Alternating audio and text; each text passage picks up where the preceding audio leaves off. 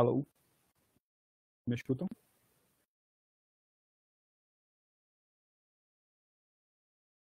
Oi, Saulo, tô te escutando sim.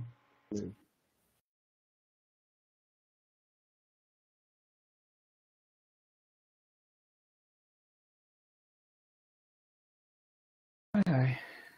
Ele já chegou por aí?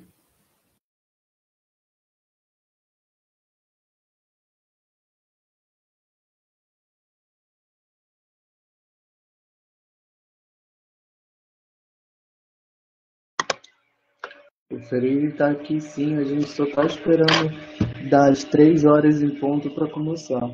Beleza. Fala, Saulo. E aí, Frei? Como é que Como é estamos? que tá, meu amigo? Tudo certinho. Quanto tempo, né? Quanto tempo, hein? Você que me botou nessa enrascada, né? Tem botando essa fria aí, cara. Obrigado por aceitar isso aí. Vai ter troco, hein? Que isso, cara? Opa! Pô, pensei que você era meu amigo, porra. Você acha que só tem capítulo na Rural, é? Eu sei. Lá vai eu. É isso aí, cara. Se a gente pudesse ajudar, é sempre bom, né? É bom, é bom. E aí, como é que estão as coisas nesse período que tá parado? Tá Cara, tocando os projetos? a gente não, parado não fica, né, cara? A gente tem feito aí as atividades normais, assim, de orientação, reuniões, projetos, reunião de departamento, seminários. A gente tá todo dia, a gente tem uma rotina aí, eu criei uma rotina para mim para não ficar parado, né? Só não ficar Senão parado, é claro. uma sensação ruim, né? Tá, não tá legal não. Mas eu também tô na parte de orientação e projetos só. E é claro, tem as orientações, tem as reuniões na rural também, mas isso é menos. Quando faço muita parte da parte administrativa, eu pego pouco na parte de reunião. Então foco Entendi. mais na orientação mesmo e nos projetos. Tá tocando por aí. Mas é muita coisa, bicho. É muita coisa. É muita coisa, porque é bom movimentar, né? Para os próprios alunos assim, se sentirem mais vivos, né? É. O problema lá agora para a gente na UF está sendo os alunos novos, né? Que entraram agora, que a gente se tocou que eles estavam meio que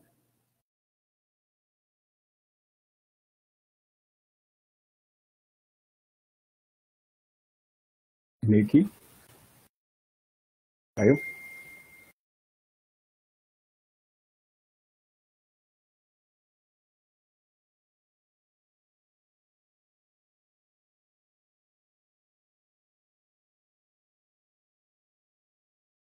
Professor alô? Freire, alô, Oi. oi. Rapaz, deu uma caída aí, viu? Deu uma caída, né? É. Se acontecer isso na hora da apresentação, vocês têm que me avisar. É. Todos bem, sem problemas, professor. O Gustavo vai entrar em contato com o senhor. Eu tô Qualquer com coisa. o celular tá na mão aqui, tá? Tá bem, sem problema. Aí é só mandar mensagem.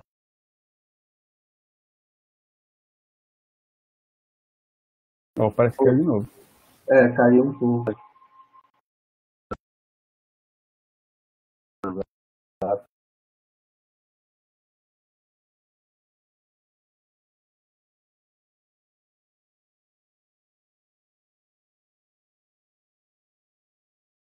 Alô? Eu tô online.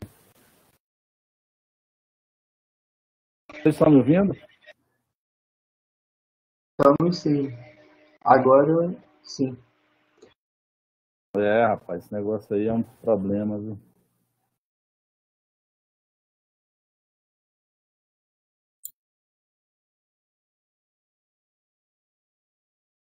Mas eu tô aqui, tá? Tudo bem, professor. A gente vai começar daqui a pouquinho. O pessoal está entrando na sala.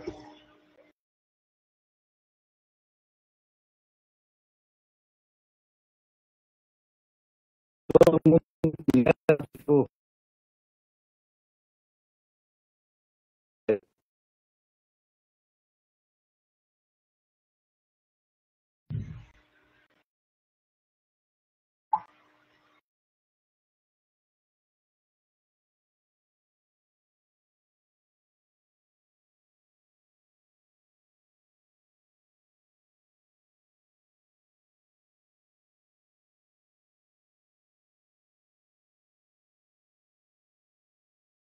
Pessoal, peço a todos que estão entrando nesse momento que desliguem seus microfones. Ele estará disponível para ligá-lo após a palestra para perguntas.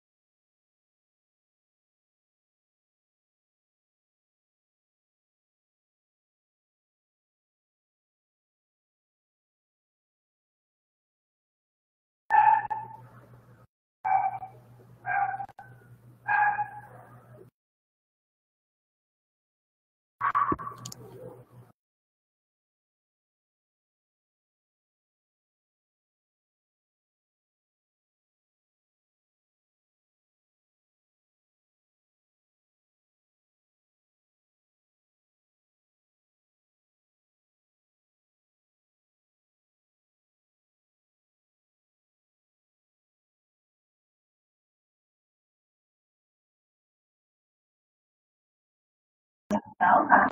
Isso é uma rocha que está. Vamos só aguardar mais um pouco, faltam umas 4 pessoas para logarem.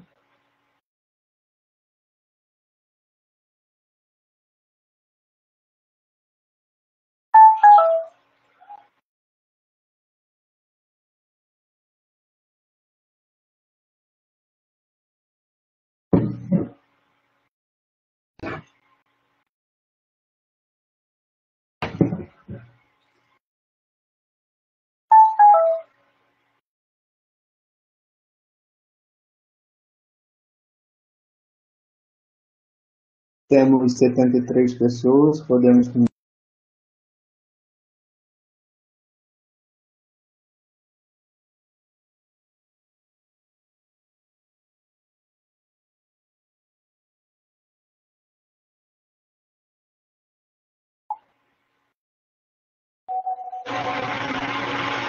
Alô, alguém?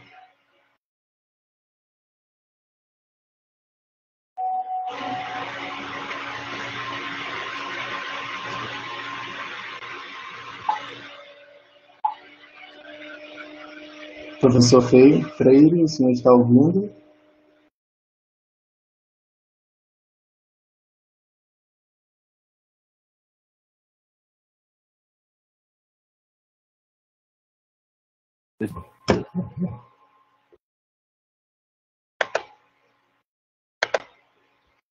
Professor, tudo bem? Vamos começar então?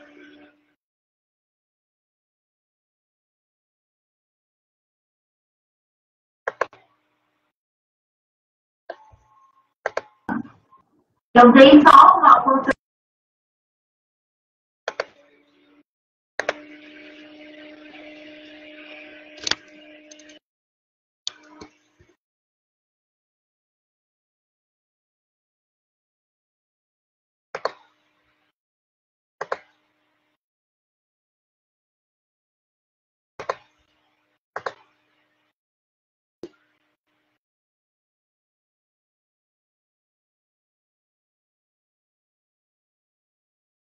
Olá, pessoal, tudo bom?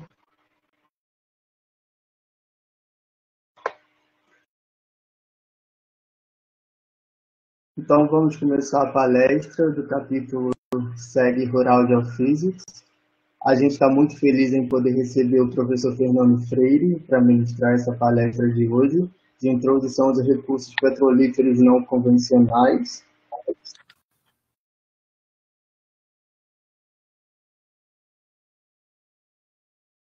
Para a introdução, para liberar a palestra. Os nossos avisos por gentileza, deixem seus microfones desligados. Eles serão habilitados para que vocês possam fazer perguntas ou podem usar a caixa de mensagem de bate-papo público, mas somente no final da palestra. Lembrando também que a gente está transmitindo pelo Facebook.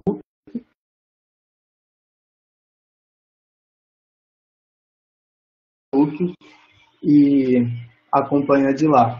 Os certificados estarão disponíveis até 72 horas depois dessa palestra, pela plataforma SED, que foram lá que vocês conseguiram se inscrever para a palestra. Só um instante.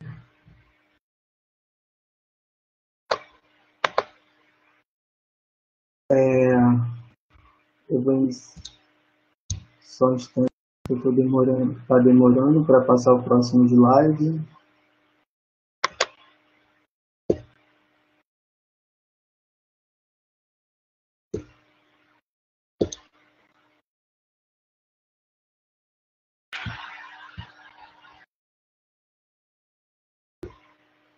Foi.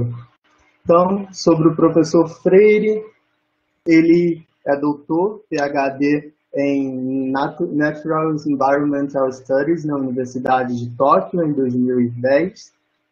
Tem mestrado em Geologia Marinha, Costeira e Sedimentar pela Universidade Federal da Bahia, em 2006.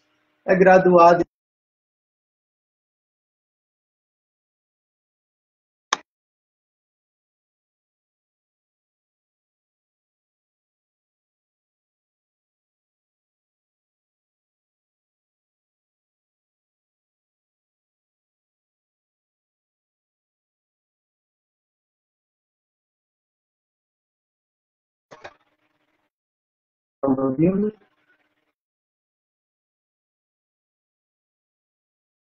graduado em Geologia pela Universidade Federal da Bahia, em 2003, e desde 2017 ele atua como professor nos cursos de graduação de Geofísica e da pós-graduação. Ele é vice-coordenador do grupo de interpretação exploratória de caracterização de reservatórios. É pesquisador no Laboratório de Geologia Marinha, trabalhou em áreas de exploração e produção, além de pesquisas e desenvolvimentos na Petrobras, na sede da Bahia e na sede do Rio de Janeiro. Ele também atuou na área de exploração mineral da Companhia Baiana de Pesquisa Mineral entre 1981 e 1987. De 1987 a 2016, ele atuou na Petrobras. Agora, para a gente estar transmitindo esse book, eu vou falar para o nosso coordenador, orienta Saulo, se tiver algumas considerações, e após isso, a gente pode começar com a palestra com o professor Fernando Freire. Saulo, por favor. Opa, tudo bom? Boa tarde a todos. Não, as minhas considerações eu falo no final da apresentação do Freire mesmo. Gostaria de agradecer a presença do professor e do professor Freire, que sempre esteve ligado à indústria, né? A indústria do petróleo, trabalhou com empresa. Acho que a palestra dele vai ser importante para agregar valor, principalmente a gente da área acadêmica, né? Professor Freire, pode dar início à sua apresentação. Estão me ouvindo? Sim. Tá me ouvindo, Rafael?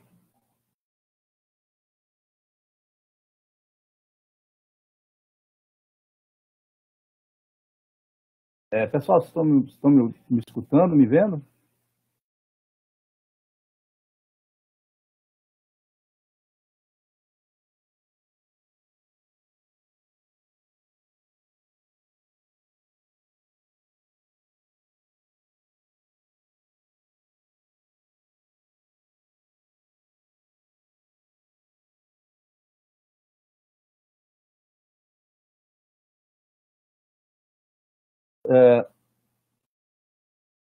Rafael, vocês estão me escutando? Eu estou sem retorno aqui, não sei se alguém está me escutando, me vendo.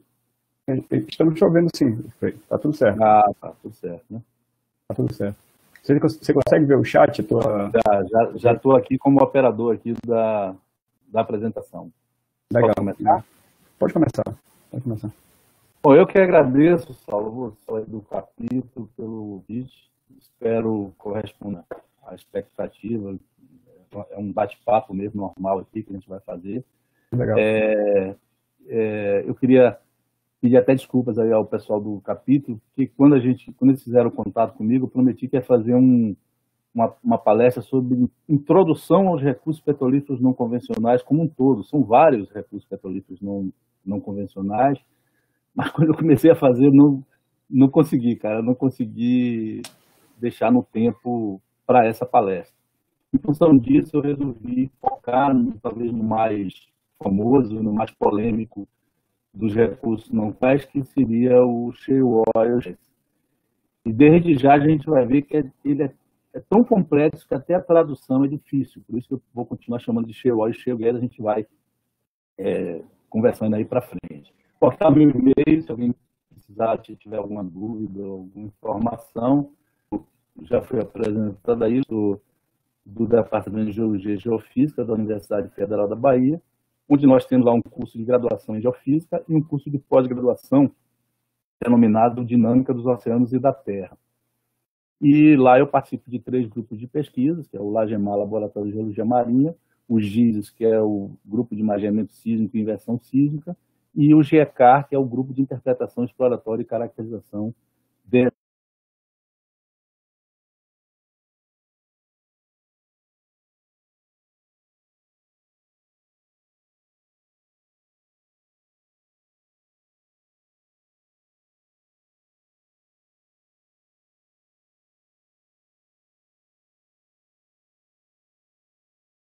Freire, travou aqui, cara.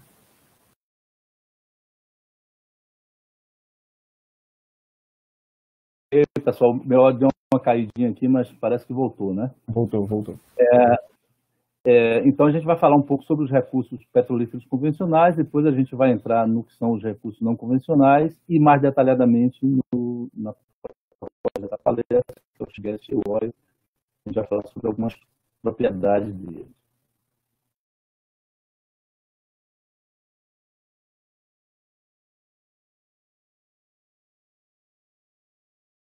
A característica de um recurso petrolífero é que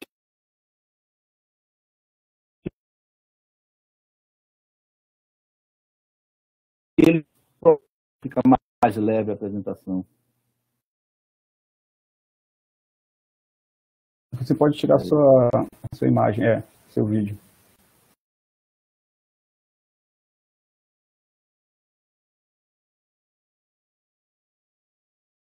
Ele tem elementos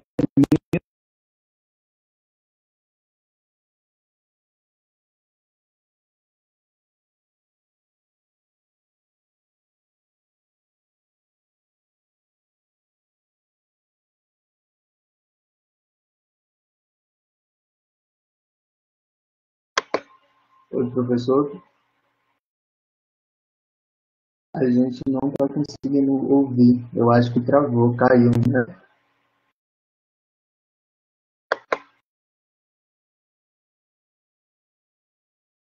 Então, esse áudio está dando algum problema, a gente vai ter que conviver com isso, né, eu acho. Talvez. Não tem jeito. Ele cai, eu tenho que esperar ele voltar aqui, não sei porquê. A gente consegue definir os limites dessa acumulação. Então, você vê no caso desse aqui, a gente consegue ver o topo e as laterais, e a gente consegue ver ele se o contato óleo-água. Então, isso a gente pode considerar então, uma acumulação descontínua. Ela acaba. Eu queria que vocês guardassem essa palavra, porque ela vai ser importante depois para a gente entender o não convencional. Então, precisa ter uma rocha geradora que é maturada, precisa ter um modelo de migração, você precisa ter falhas ou rocha carreadora, algum elemento poroso para que esse óleo ou esse gás, e a gente pode chamar de petróleo do ponto de vista geoquímico, petróleo você chama óleo e gás. Então, esse petróleo, ele pode, ao ser expulso da rocha geradora, ele tem que caminhar por falhas ou uma rocha porosa para que ele migre para a sua acumulação, a qual só ocorrerá se tiver uma trapa, uma armadilha. E essa armadilha só vai funcionar se tiver um selo, ou seja, uma rocha capeadora, que segure essa acumulação, porque ela vai estar sob pressão. Afinal de contas, é gás e óleo, né? E ou óleo. Então, o convencional ele é muito bem definido, tanto do ponto de vista de processos como de elementos. Para que isso ocorra, precisa ter um tempo em que todos esses processos e elementos ocorram, que é o famoso timing, para que isso ocorra, né?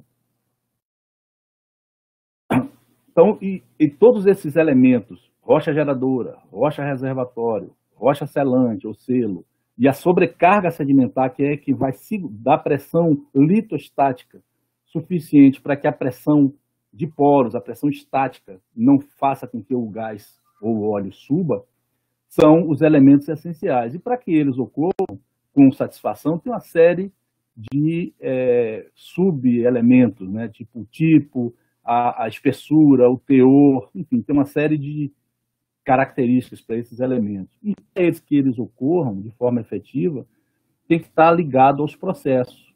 Então, formação da trapa, a geração, a migração e a acumulação.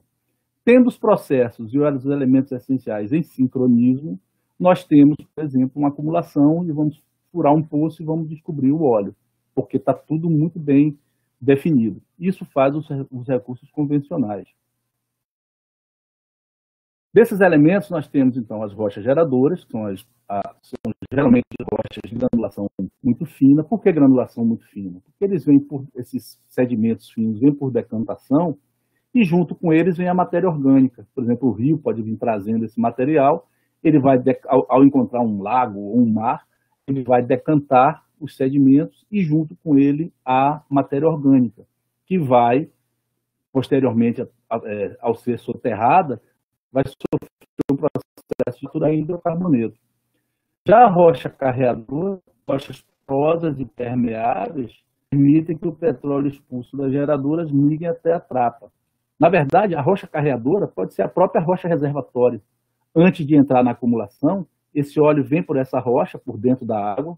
E é bom lembrar que os poros nas rochas estão sempre cheios de algum fluido, não existe poro com ar dentro na litosfera, eles estão sempre com água, ou com óleo, ou com gás. Como esse óleo ou gás é menos denso, ele vai abrindo espaço entre a água e chega à acumulação. Geralmente são arenitos e carbonatos, né, as rochas reservatórias. Por que as rochas geradoras geralmente estão preservadas, né, na sedimentação fina? Porque a sedimentação fina, pelo próprio formato dos fragmentos, que são tabulares, ele impede que a água percole por essa porosidade, por esses espaços porosos, né? Não só a água, mas essa água está transportando oxigênio. E o oxigênio é inimigo mortal da matéria orgânica. Ele oxida a matéria orgânica, ele destrói a matéria orgânica. Então, para que a matéria orgânica fique preservada, é interessante que tenha uma taxa de sedimentação elevada para poder rapidamente ser soterrado, e aí evitar nenhum contato com animais biodegradadores, com bactérias, e com o próprio oxigênio que circula na água. Na areia você já não tem esse mesmo tipo de controle, né? A porosidade é maior, então a água flui facilmente. É bom a gente lembrar que o carbono que existe na Terra, ele é cíclico, né? Ele é um elemento que não é destruído, né? Então, se a gente, por exemplo, pegar o CO2, o carbono que está em forma de CO2 na atmosfera, esse carbono vai ser absorvido pelas plantas através dos processos de fotossíntese, que podem ser adquiridos, consumidos por animais, ou a própria folha cai no solo, oxidada, né, forma humus. Isso pode vir por rios, pode vir pelo freático, e ao chegar num corpo aquoso, pode ser um mar ou um lago, ele vai enfrentar ainda uma série de turbulências aqui na coluna superior da água, que vai ter os elementos que vão secretar o carbono para fazer as carapaças, como foraminíferos, esse tipo de animal. Vai ter o consumo dessa matéria orgânica por peixes, enfim, pela biota, e apenas, gente, 0,1% de todo o carbono que o corpo aquoso chega ao fundo, consegue chegar ao fundo do mar, e esse que chega ao fundo do mar ainda tem que ser soterrado rapidamente para ficar preservado. Então, juntando a qualidade da matéria orgânica e a maturação pela qual essa matéria orgânica esteja passando, é que vai dar a nossa rocha geradora, né? Esses são os elementos essenciais de uma rocha geradora. Então, existem basicamente 3 tipos de rocha geradora, né? Tipo 1, que é lacustre, elas são predomina o material de bactérias. Tem muito pouco enxofre, e pode ser, apesar de a gente dizer lacustre, mas pode ser um lago salobre e um lago doce. Essa matéria orgânica amorfa, que a gente está vendo aqui nessas fotos, ela tem um elevado potencial óleo, principalmente de óleo, mas também gera gás. Porque notem que para haver uma quebra dessas moléculas é muito mais fácil no material amorfo desse do que no fitoclaro, que é geralmente do tipo 3. Temos também o material orgânico do tipo 2, que é geralmente marinho, onde em vez e geralmente tem enxofre. Ela também tem um elevado potencial para óleo e gás. Já o material orgânico continental, e aí eu peço desculpas, porque um lacustre também é continental, mas o continental, vamos dizer assim, né? Então, esse material tipo 3, ele é muito estruturado. Então, imagine aqui os processos de craqueamento por temperatura, ou mesmo por bactérias. É difícil de quebrar essas estruturas dos fitoclastos. Então, ele precisa de muito mais temperatura para que seja quebrado, para que seja craqueado, que é o termo técnico. Com isso, o potencial dele é maior para gás.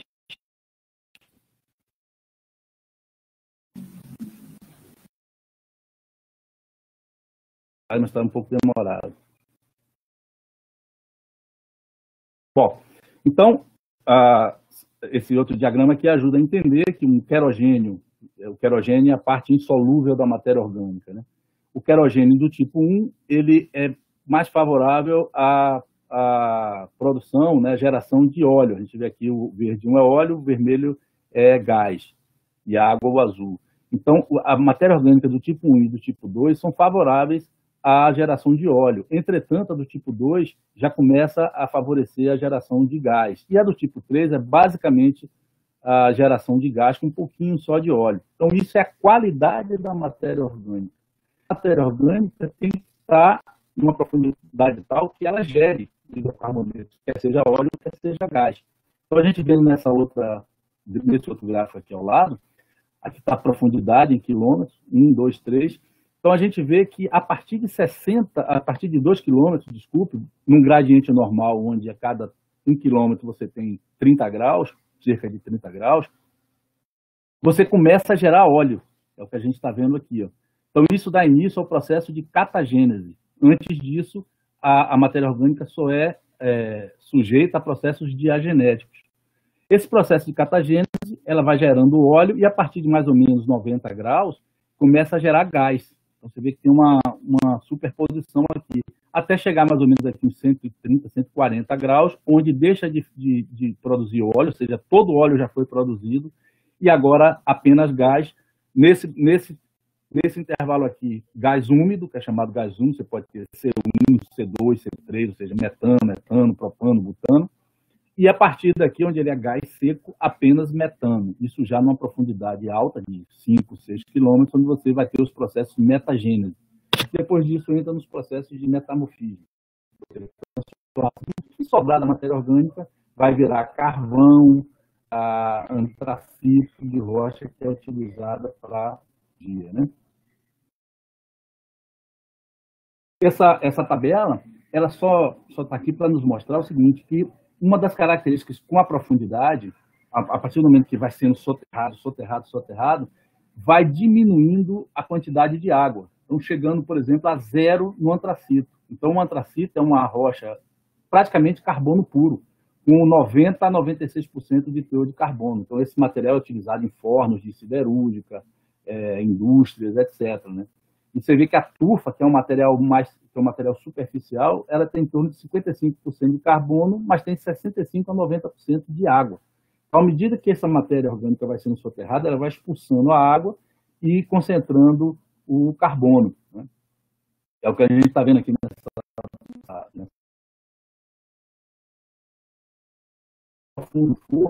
mas vai produzir gás. Então, essas setas vermelhas são gás, as setas verdes é de óleo. Então, você vê que tem uma janela de geração, o topo da janela de geração de óleo, que coincide mais ou menos com 60 graus, que coincide mais ou menos com 60, com 2 quilômetros de profundidade. E a partir de 90, 100 e poucos graus, começa a janela de geração de gás.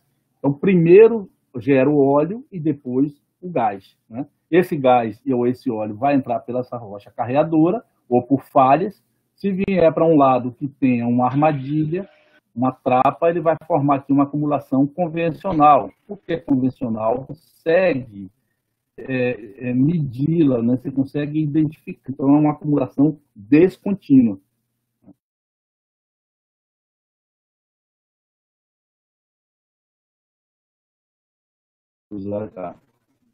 Bom, isso aí está falando da parte de geração. Já a rocha reservatória, elas podem ser basicamente arenitos ou carbonatos, como a gente está vendo aqui, uma rocha do Recente lá da Lagoa Feia, e aqui um testemunho lá do pré-sal. Então, são rochas bastante porosas, né, o arenito também, e eu quis só lembrar que a rocha, o óleo ou o gás, ele vai se alojar no poro.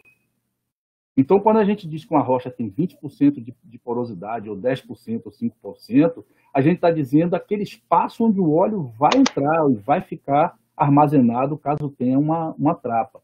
E desse óleo que está lá dentro, apenas uma pequena parte vai sair. Então, por exemplo, aqui nesse caso, um metro cúbico, 1.000 litros de uma rocha, que tenha 20% de porosidade, 200 litros. 140 litros de óleo vai ficar preso lá. Só 42 litros é que vão poder ser retirados da rocha. É claro que com o avanço das técnicas de engenharia, de produção, a tendência é isso melhorar, né? Esse fator de recuperação que se chama. Também precisa ter um dos outros elementos, é a rocha capeadora, que é plástica. Por que plástica? Porque ela tem que se formar. Quanto mais rompida for essa rocha capeadora, menor vai ser a capacidade de selo que ela tem.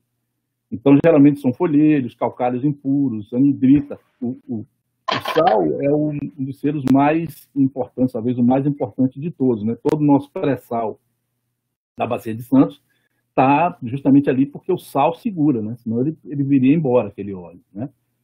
Então, o selo tem uma importância na coisa. E, por fim, as armadilhas, onde a gente vê que tem basicamente três tipos de armadilhas estruturais, que são realmente fabricadas, né, pelos movimentos tectônicos das bacias sedimentares. Tem as estratigráficas, como, por exemplo, os turbiditos, enfim, esses tipos de trapas estratigráficas, e tem as mistas, como a gente viu nesse caso aqui, uma lente, provavelmente um turbidito, que sofreu um falhamento. Então você tem um bloco baixo, um bloco alto, o óleo veio para cá. Então são tipos de trapas que existem. E com isso a gente forma os recursos petrolíferos convencionais. Agora eu bebo um gole de água aqui, rapidinho. E vamos falar dos recursos petrolíferos não convencionais. E a primeira coisa que eu vou pedir a vocês é para passar uma borracha em tudo que eu falei, porque agora vocês vão ver que é um outro mundo. Os recursos não convencionais são completamente diferentes, não é à toa que tem esse nome aí. Bom, aqui é uma tabela mostrando um diagrama, mostrando que existem vários tipos de recursos não convencionais, como eu havia falado antes. Então, você tem gás de metano, você tem óleo em arenitos fechados, gás em arenitos fechados, gás e óleo em vulgues, em rochas ígneas, óleo pesado, em gás pesado. Mas eu não teria tempo de falar tudo isso aqui. Então, eu vou concentrar apenas no shale gas, você vê que ele é mais profundo, e no shale oil que está aqui. Ambos são acumulações contínuas. Então, enquanto os convencionais são acumulações descontínuas, a gente tem um começo, um meio e fim, mesmo alguns não convencionais são contínuos. Por exemplo, está dentro de uma falha, ele é contínuo, porque ele é descontínuo, porque você sabe onde ele está dentro daquela falha, daquele sistema de falhas, então você consegue delimitar. Já um shale oil, um shale gas, você não consegue, porque imagine uma rocha geradora, essa rocha geradora ela não tem o mesmo grau de maturação toda ela, ele não tem a mesma qualidade ou quantidade de matéria orgânica em toda a rocha, mas você não consegue enxergar isso dentro da rocha, você consegue ver apenas o topo da formação e a base da formação. Você não vê eles chamam de sweet spots, você não vê isso, é você identificar isso dentro. Então você não sabe onde termina. Por isso é chamado de acumulações contínuas. Mas eu queria chamar a atenção para vocês da proporção das reservas. Enquanto as reservas convencionais, e aí se inclui o pré-sal, que é aquele gigante que a gente conhece, representam 20% das acumulações globais, enquanto 80% representam os não convencionais. Então, só isso aí já justifica o interesse em estudar esse tipo de depósito. Né? Então, aquilo que eu falei, você tem uma rocha geradora aqui, essa cinza, você não sabe onde ela começa, onde ela termina, porque você tem esses sweet spots aqui, ó, essas bolsões aqui, onde está formando óleo ou gás. Nesse caso aqui, você tem aqui uma janela de geração de óleo, tá vendo? Então, esse óleo ele vai migrar pela rocha carreadora. Dentro da própria rocha carreadora, você vê que está tudo cheio d'água aqui. Ó. Esse branco está cheio d'água. Mas observe o seguinte, que apenas uma parte vem para a estrutura e vai formar uma acumulação convencional. Aqui dentro você pode ter uma porrada de sweet spots dentro de arenitos fechados. Aí seria os tight sands. É um outro assunto que a gente vê no futuro, caso vocês tenham interesse. Né? Mas agora, para a nossa parte de shale oil, a gente vai olhar para essa caixa.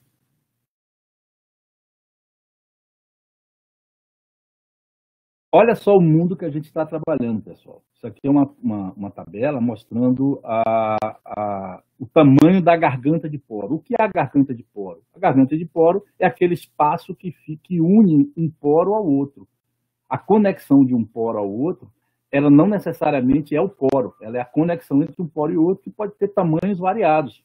Geralmente, tem tamanhos parecidos com o do poro.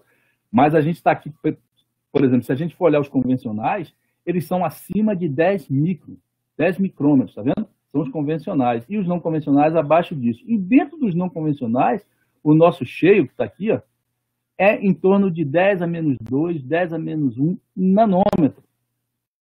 Quer dizer, é muito fino. Aqui, só para comparação, os tamanhos das gargantas de poro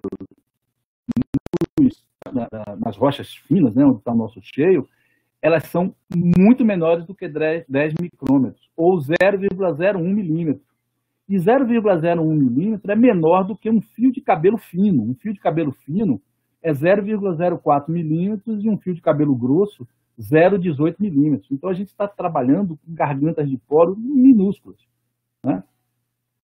Mas, mesmo assim, compensa, porque se você olhar aqui nesse diagrama, aqui nesse triângulo, então, os recursos não convencionais, está aqui o nosso shale gas, nosso shale oil estaria em algum lugar por aqui, a base da pirâmide é muito maior, então as reservas que tem desse material aqui é muito maior do que os convencionais, onde a gente está vendo aqui no topo da pirâmide. Né?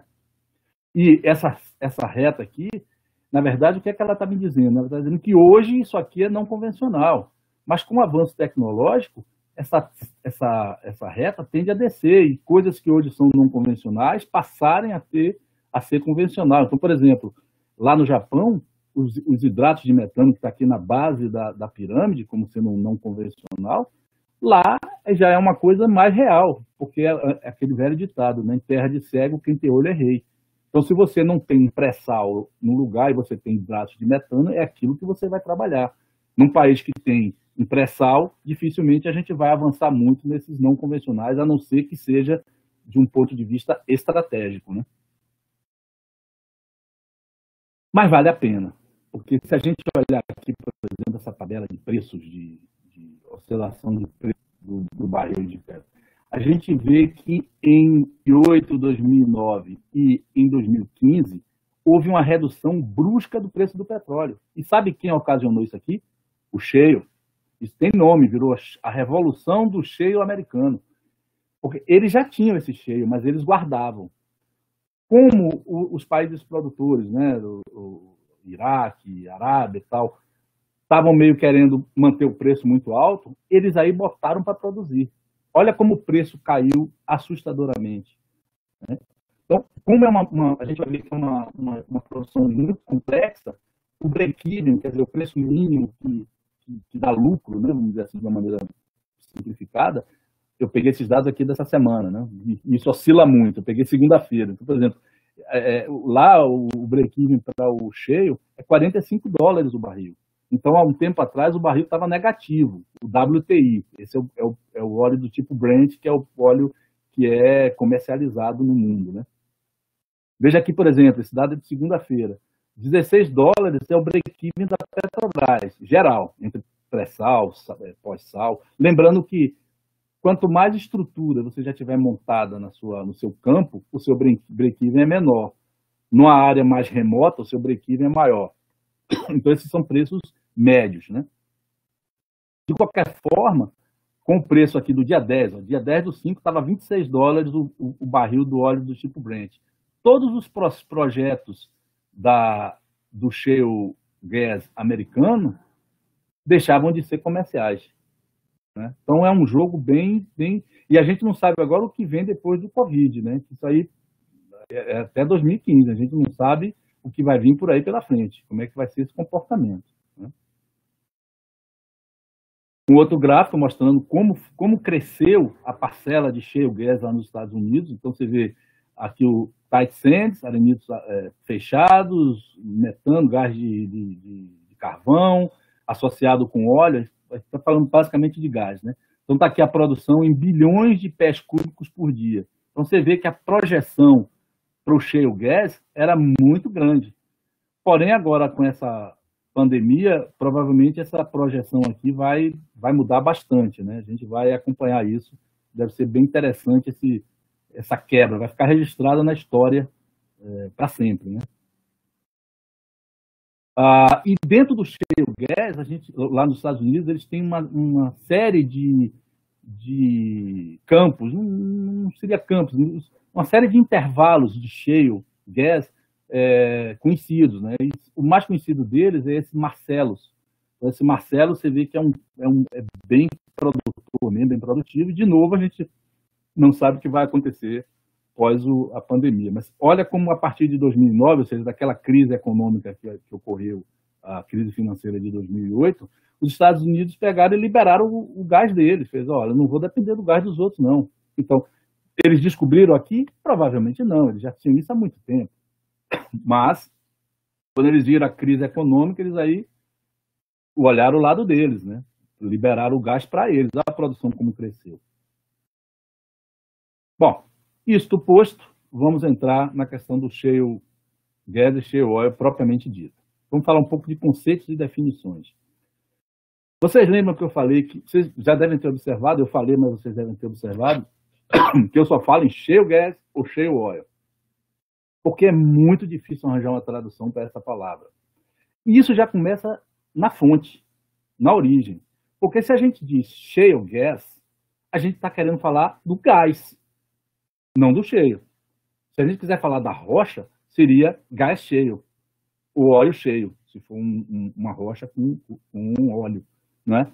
Mas isso desde lá já não é assim, já vem como shale gas ou oil gas. Ninguém fala da rocha como sendo gas shale. É sempre shale gas. Então já vem um erro desde lá da origem, né? E na tradução aqui para o português acontece um erro gravíssimo, que é chamar de xisto. Então isso até para um jornalista, para um advogado, para um economista, a gente pode até aceitar, apesar de que se a gente puder corrigir é bom, né? Mas para nós que somos da área das geociências, isso é imperdoável, porque o xisto é uma rocha metamórfica. Então, você vê a definição aqui, ó. O gás de xisto, o gás não convencional, é um gás natural encontrado no interior de um tipo poroso de rocha sedimentar, denominada xisto argiloso. Está lá no Wikipedia. Isso não existe, está completamente errado, né? Então, o xisto é uma rocha metamórfica. Então, a primeira coisa que a gente tem que fazer quando a gente estiver conversando com alguém sobre isso, alguém vem, porque e o gás de xisto? Você fala, não é gás de xisto. Mas não é fácil você dizer uma tradução a gente vai ver que é muito complicado dar uma tradução correta. Porque olha aqui, por exemplo, esse aqui é um gráfico de composição litológica, né? Então a gente vê nesse vértice aqui os carbonatos, então aqui teria 100% de carbonato, aqui 100% de argila e aqui 100% de silicatos. Eles incluíram aqui quartzo e feldspato. E esses nomes aqui são os principais reservatórios não convencionais lá dos Estados Unidos. Aqui o nosso Marcellus, aqui, que a gente está chamando a atenção dele, que seria esse verde aqui. Ó. Então, vocês observem o seguinte, que se a gente pegar esse contorno aqui, ele vai ter em torno de 50%, no máximo de 50%, 60%, né, no caso do Marcellus, no máximo de 60% de argila, entre 5% e 60% de argila, nesse caso a gente vai contar nesse vértice aqui, ó, nesse eixo aqui, desculpe. Em termos de silicatos, 10, 20, 30, então entre 15% e 45% de silicatos, e no caso dos carbonatos, entre 80% e 30% de carbonato. Ou seja, gente, por que isso? Porque essa rocha, a gente já viu o tamanho do poro, a gente já viu o tamanho da garganta de poro, a permeabilidade é muito baixa. Então, para tirar esse óleo, ou esse gás, é preciso quebrar essa rocha, que é o famoso fraturamento hidráulico. E para que essa rocha quebre, se a gente submete ela a um esforço, um estresse, para que ela seja deformada, quanto mais plástica for essa rocha, ela vai ter um comportamento dúctil, ou seja, você vai precisar de muito mais esforço para quebrar uma rocha muito plástica. Numa rocha que seja mais rígida, ela vai quebrar antes. Então, para ser um shale, ela tem que quebrar. Ela tem que partir. Senão, não é um shale gas ou um shale oil. Ok? Então, continuamos com um problema, porque o shale, a tradução de shale é folhelho. Se você botar lá no dicionário, o shale é folhelho. Mas o folhelho é uma rocha extremamente plástica.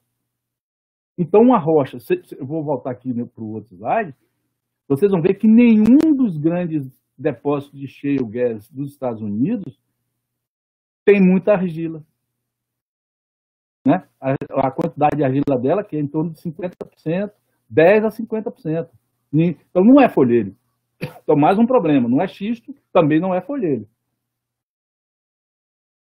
Então, se a gente olhar aqui essa tabela de características lá do Marcellus, eu vou focar aqui no Marcellus, então você vê que é um reservatório que tem profundidades que afloram e vão até 9.500 pés, então 3.000 e poucos metros de profundidade. Né?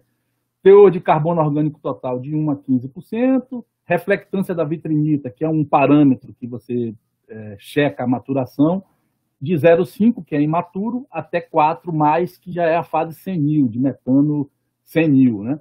Porosidades em torno de 2 a 15, e olha que a gente está falando de porosidade do shale, né? Então são microporosidades. Agora aqui que eu quero chamar a atenção é isso, teor de quartzo e calcita, 40% a 60%, teor de argila, 30% a 50%.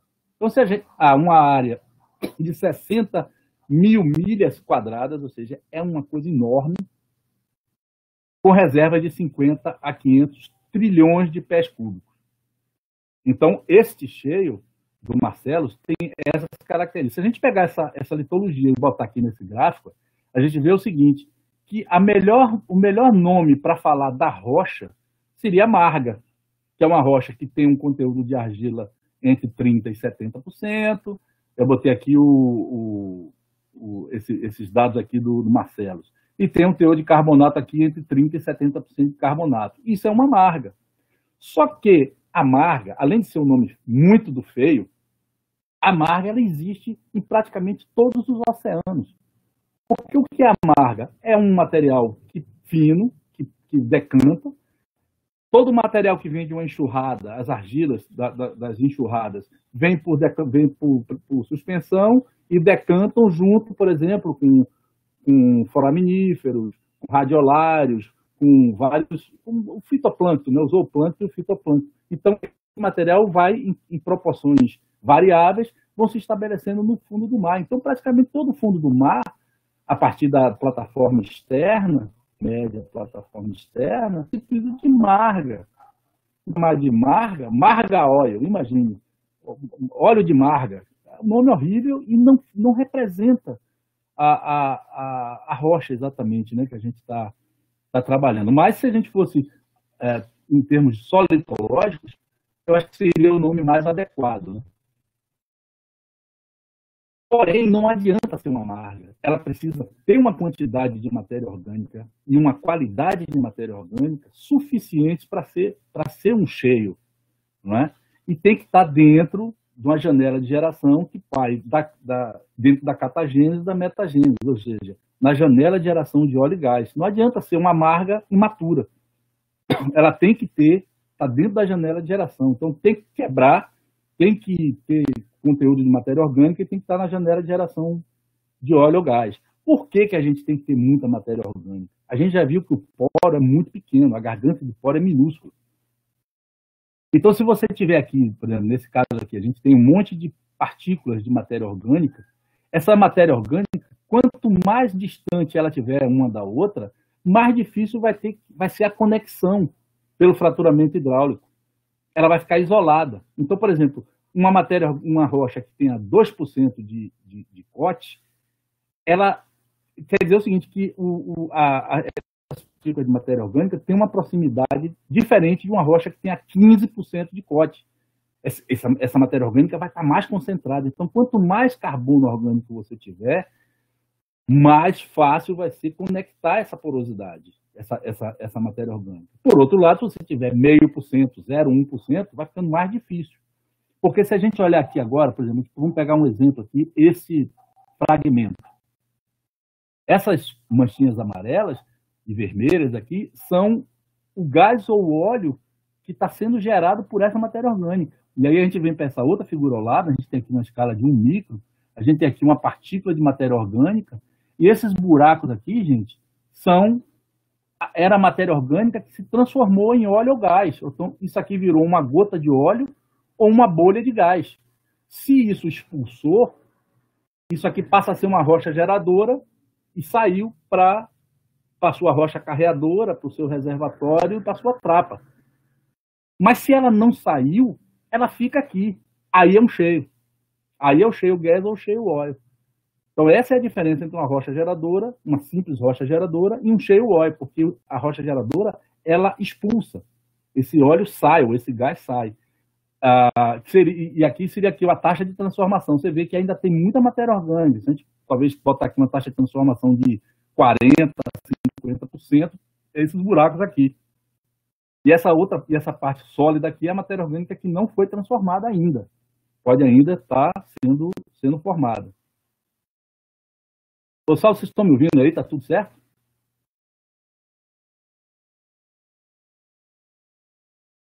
Oi, professor, está tudo certo sim, estamos ouvindo. Então vamos para frente. Então, essa outra imagem aqui, então você vê aqui a matéria orgânica imatura, então ela está aqui no estado sólido, e se ela sofrer uma temperatura, né, que tenha geração de hidrocarboneto, ela vai criar essa porosidade aqui, ó. Então, aqueles 15% de porosidade lá do cheio Marcelos, é essa matéria orgânica aqui. Isso aqui era um fragmentão de matéria orgânica que se transformou em óleo ou gás. Não sei dizer nesse caso o que aconteceu. Mas isso é que vai gerar a porosidade da matéria orgânica. Então, quanto mais matéria orgânica você tenha, mais fácil vai ser a conexão entre elas. Então, vai ser mais produtivo, né? Isso aqui é uma imagem de microscópio eletrônico de varredura. Ou seja, pessoal, o cheio é um conceito. É muito difícil traduzir. Porque para ser um cheio produtivo, ele precisa ter fraturabilidade, que depende da mineralogia. Então, isso é quem vai te dar a propriedade do brittleness. Tem que ter uma elevada concentração e qualidade de matéria orgânica. Tem que ter uma maturação adequada, ou para gás ou para óleo. Tem que ter a permeabilidade e porosidade da matéria orgânica e da matriz, ou seja, tem que gerar para poder gerar a porosidade da matéria orgânica. E se essa matéria orgânica se conecta, você começa a ter uma porosidade da matriz também, né? Tem que ter volume, tem que ter expressão em área e espessura, senão não vale a pena.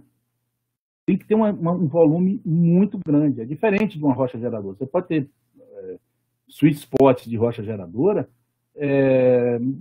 muito menores do que porque expulsa, né? Você tirou dali. Mas para você tirar da própria rocha geradora, tem que ser um volume muito grande para compensar. E tem que ter pouca migração, porque precisa ter uma elevada pressão de poros.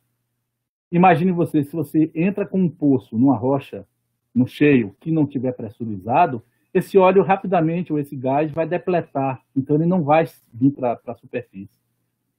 Então, tem que ser uma rocha geradora que tem uma pressão de poro elevada, ou seja, aquele óleo ou aquele gás que ficou formado, aquela gota ou aquela bolha, ela tem que ficar presa e aquilo ali, junto com a outra que está do lado, com a outra que está do lado, por aí vai, eles vão dando uma pressão de poros. Isso vai ser importante na hora que você fraturar para o óleo vir. Então, de uma maneira geral, todo cheio é uma rocha geradora que não expulsou totalmente, se a gente parar para pensar dessa forma. Mas nem toda rocha geradora é um cheio. Por essa razão, eu prefiro não traduzir. É daquelas palavras americanas que é difícil de traduzir. Então, eu prefiro continuar chamando de shale oil ou shale gas. E como explorar esse shale oil e shale gas? Então, existem duas formas. Ou você usa poços verticais ou poços horizontais. Então, imaginem você que, como a porosidade, a permeabilidade é muito baixa, não dá para um poço ser muito distante do outro. Existe uma coisa chamada raio de drenagem. Então, por exemplo, lá na bacia do Recôncavo, existem campos lá que o raio de drenagem é de 200 metros. Então, significa que você põe um poço aqui e outro poço a 400 metros de distância. Como o raio dele é de 200 metros, eles vão produzir o óleo que está entre os dois. Se houver uma necessidade no futuro, ele fura um no meio para tentar melhorar a produção. No caso do shale oil ou do shale gas, esse raio de drenagem passa a ser de 20 metros, 30 metros, 50 metros. É coisa muito perto, porque a permeabilidade, a porosidade, elas não são muito grandes. Mesmo com fraturamento hidráulico, você precisa fazer uma trama de fraturamento, de fraturas, para facilitar esse escoamento, né, essa drenagem. Então, você vê essa foto aqui, são poços verticais, então olha o absurdo de poços que você vai ter aqui. Então, a tendência hoje é você utilizar poços horizontais. Então, você vê que aqui partiu de uma mesma base, então você protege aí o ecossistema de uma forma geral, e daqui você pode partir diversos poços horizontais. Evidentemente, são poços mais caros, mas tem uma eficiência muito maior do que os poços horizontais. Então, a tendência é de utilizar poços horizontais.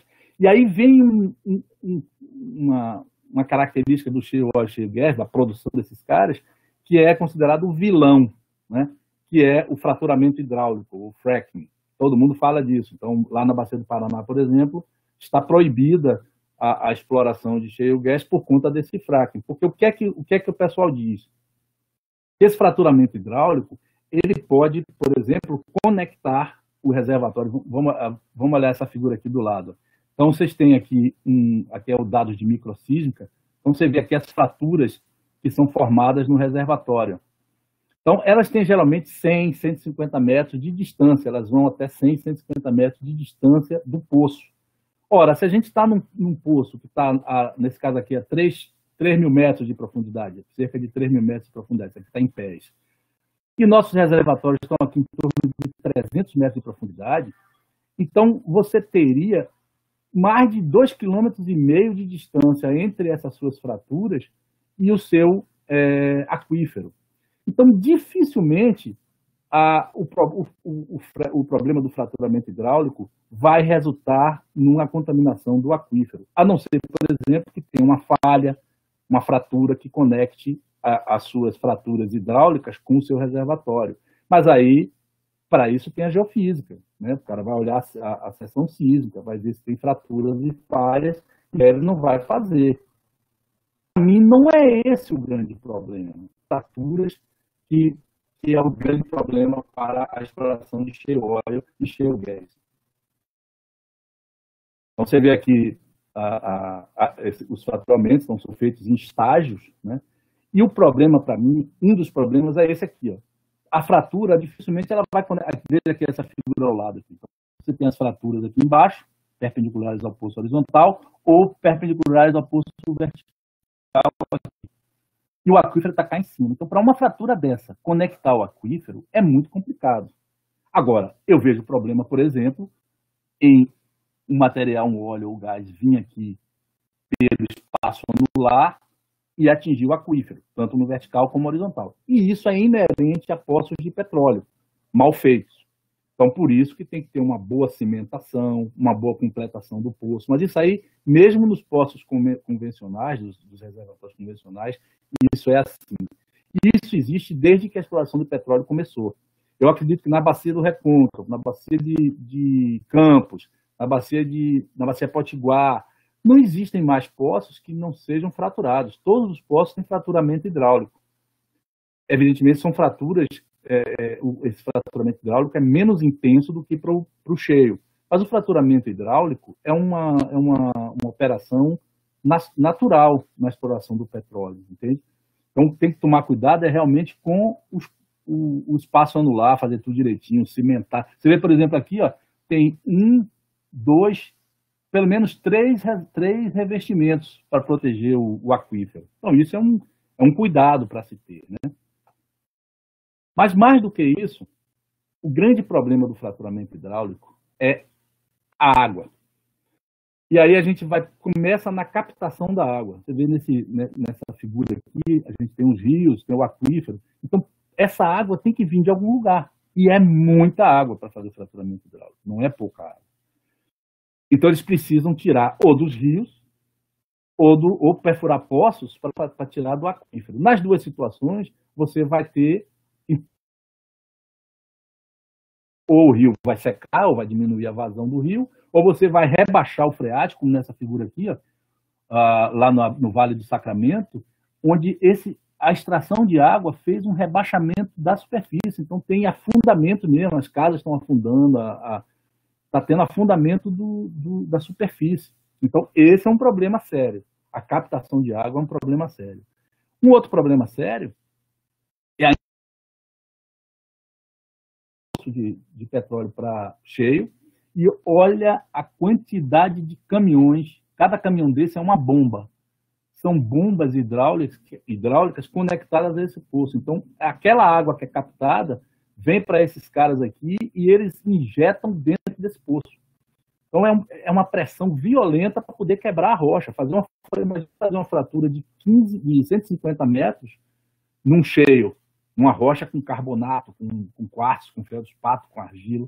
Então, a pressão tem que ser muito grande. Por isso, eles necessitam de muita água e muita pressão. Só que essa água não é pura. Essa água vai com aditivos, né? Então, essa água... E imagine isso multiplicado por vários poços. Né? Então, a possibilidade de acontecerem problemas aqui é enorme, muito grande.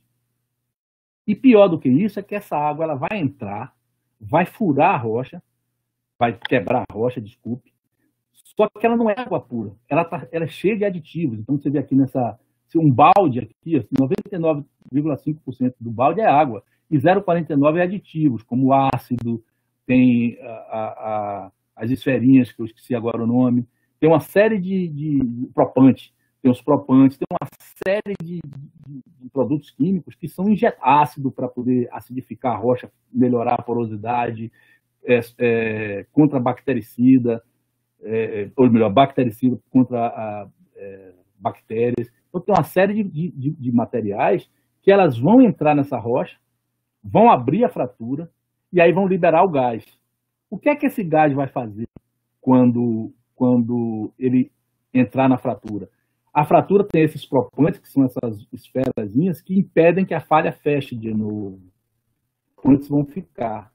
Todo esse ácido, boa parte desse e a própria água vai retornar, porque o gás agora vai produzir, ou o óleo, e vai empurrar essa água toda de volta.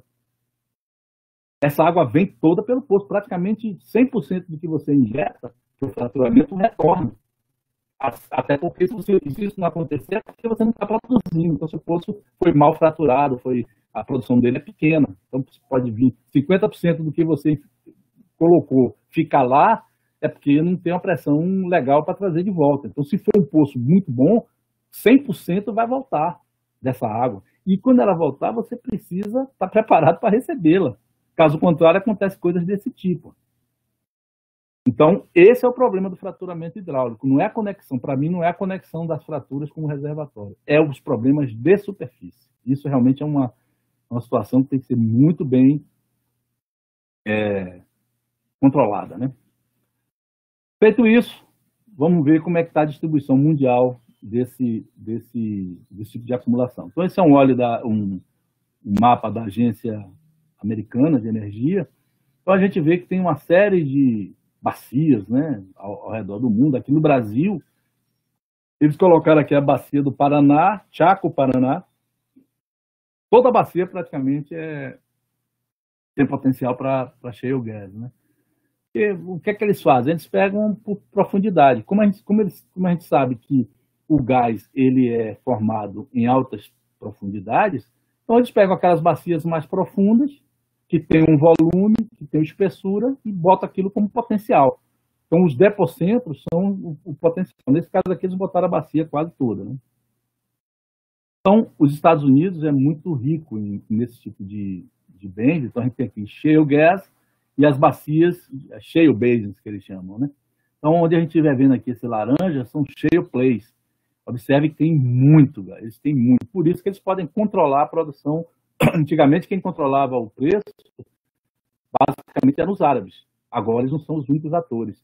A gente viu naquele gráfico com uma queda, com a produção do shale gas, porque esse é um país dos maiores consumidores. Se ele consome dele mesmo, alguém vai deixar de receber, né? Então, essa é a filosofia. Vamos dar uma olhada aqui nesse quadrado aqui, onde tem o Marcellus, que é o mais famoso dos shale gas dos Estados Unidos. Então, o que é o Marcellus Shale? Que está com a coluna estratigráfica, está aqui esse nível aqui, é o Marcellus Shale, é esse nível aqui, que é um reservatório do Devoniano, tá vendo? Então, eles têm dois níveis, tem o Marcellus e tem o Utica, que é mais profundo de idade aqui eles não são muito prolíficos, né? Não tem muito petróleo. Mas o principal deles é o Marcellus Shale, que é nessa bacia aqui, que é a bacia Palachiana. Notem que aqui nessas linhas mais claras são os estados. Então, estados de Illinois, estado da Pensilvânia. Então, é uma coisa enorme. Então, você vê aqui, por exemplo, esse reservatório do shale gas, ele, se fosse botar aqui, talvez fosse do Rio a Salvador, uma bacia desse tamanho aí, desse porte. Então, é um volume muito grande, né? Por isso que vale a pena. Então, uma seção esquemática, mais ou menos, deles é essa. Então, o Marcellus Shale, ele chega a florar, mas chega a profundidades aí de torno de 7.000 metros, né? Profundidades muito grandes. O Marcellus Shale é esse cara aqui. Você vê que ele vai aumentando de espessura, ele tem níveis secundários e tal. E olha aqui em cima tem as províncias, né? Os municípios lá na Pensilvânia, no estado da Pensilvânia. E para fazer esses estudos, então, os caras fazem mapas de isópacas, mapas de profundidade, isópacas aqui de espessura. Aqui é o Utica, isso aqui é o Marcellus, aqui é o Utica. Então, eles têm que ter um controle muito grande do teor de cote, da maturação. Então, uma série de estudos assim, para serem feitos. Por incrível que pareça, a sísmica vamos dizer assim, a sísmica está para a base para o estudo do convencional, porque você consegue definir as estruturas. Já no shale, como é uma acumulação contínua, a sísmica passa a ter um papel meio que secundário, né? Porque você não consegue ver o fim da acumulação, o início da acumulação, você consegue ver a seção como um todo e para ver fraturas, né? Para ver esse tipo de coisa. Mas ela não é o determinante, você não vai dar uma alocação no alto estrutural, você não vai dar uma alocação numa estrutura quaquaversal, você vai dar uma alocação justamente nos baixos. Então a sísmica já não é tão determinante como no convencional. E hoje em dia, aqui no esquema dos poços, hoje em dia a tendência é furar poços horizontais. Isso aqui, pessoal, nesse mapa, é a bacia da Pensilvânia, para o Marcelo Cheios, e cada bolinha dessa é um poço, vertical e horizontal. Aqui não está separando quem é quem, né? Então a gente vê aqui, os pretos é de 2004 a 2005, e por aí vai. 14 mil poços perfurados nessa área. Isso de 2004 a 2015, ou seja, 11 anos, em 11 anos, eles perfuraram 14 mil poços. Para vocês terem ideia, a Bacia do Recôncavo tem 80 anos de exploração e ela tem, se eu não me engano, 6 mil e poucos poços de petróleo em 80 anos. Então você tem 14 mil poços em 11 anos. É muita coisa. Por que isso? Dois motivos. Um, a legislação lá é diferente daqui da do Brasil. Então você tem aqui o cara que é dono da empresa de broca, o outro é dono do gerador elétrico, o outro é dono. Eles aí montam empresas, rapidamente montam empresa, pega financiamento do banco e monta empresa, fura um poço, divide o lucro, ali já separa, monta outra empresa. É bem dinâmico o processo lá, né? Mas é predatório o negócio, né? E pela necessidade de ter uma proximidade entre os poços. Como eu falei, o raio de drenagem no Cheio é bem pequeno, então você precisa ter muito mais poços para poder fazer a produção. Então esse aqui é um perfil de um dos poços lá, um perfil tipo, né? Então a gente tem aqui o raio gama, perfil de raios gama e o perfil de Caliper. E observe que o raio gama vem aqui em um determinado valor. Quando chega aqui dentro do Marcelo Cheio, ele estoura. Então, ele estoura duas vezes. Tem um backup aqui, que é o verde. Se isso aqui for de 0 a 150, deve ser de 150 a 300, e de 300 a 600, que é o vermelho. Então, estoura. O teor de radioatividade desse material é muito grande. E lá é urânio, porque é marinho. Então, também não é tão simples assim dizer, toda vez que tiver urânio é um cheio. Não, porque se for lacustre, pode ser que ele seja rico em tório, não em urânio. Então, é uma característica do Marcelo Cheio ser um nível enriquecido em radioatividade.